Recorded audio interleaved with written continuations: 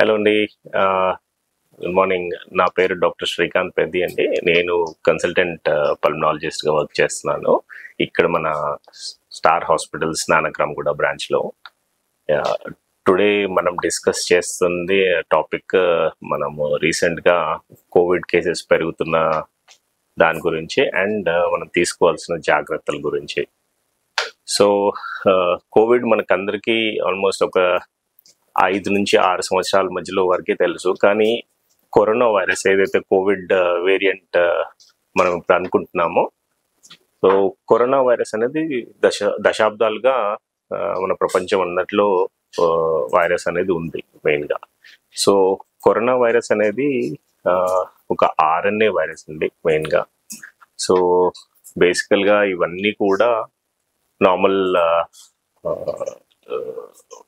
Viruses. ఏవి అంటే మన ఊపిరితిత్తులని మెయిన్గా ఇబ్బంది పెట్టే వైరస్. సో దాంట్లో మనకి ఇన్ఫ్లుయెన్జా లైక్ ఇల్నెస్ అని చెప్పేసి అని అంటాం మెయిన్గా.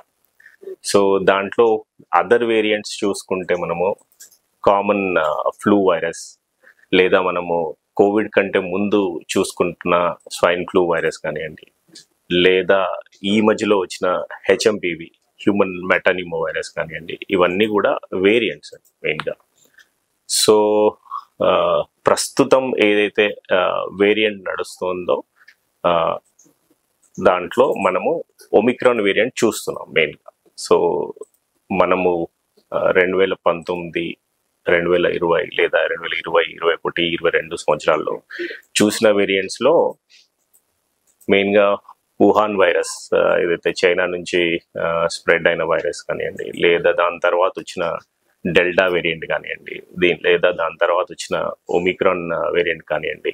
సో ఇవన్నీ కూడా డిసెండెంట్స్ ఆఫ్ కరోనా వైరస్ అండి మెయిన్గా. సో అవన్నీ కూడా ఇనీషియల్గా ప్రాణాంతకమైన వ్యాధుల్ని అనుకున్నాము. కానీ ప్రాపర్ ప్రికాషనరీ మెజర్స్ అవన్నీ తీసుకొని ఉంటే మాత్రం ఇంత డివాస్టేషన్, ప్రాణాలు కోల్పోయే వాళ్ళం కాదు మనం.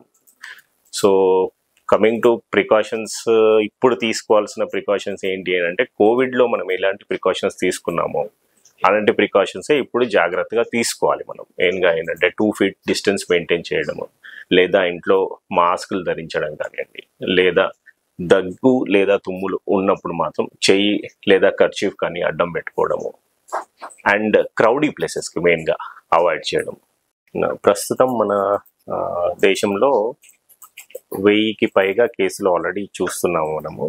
అండ్ దాంట్లో కూడా మోర్ దెన్ 300 మంది రికవరీ అయినట్టు మనం చూస్తున్నాం. మనం ప్రస్తుతం ఏదైతే కేసు పెరుగుదల మనం చూస్తున్నామో దానికి మాత్రం ప్యానిక్ కావాల్సిన అవసరం అయితే లేదు.